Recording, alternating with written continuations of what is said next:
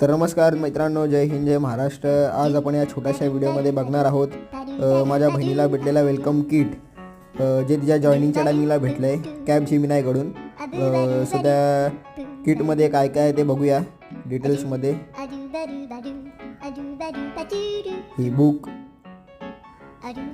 हे cab जेमिनायचे headphones,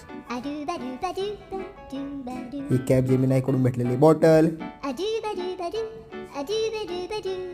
आणि हे युनिक पेन्स, यांचा कलर आहे ब्राऊन.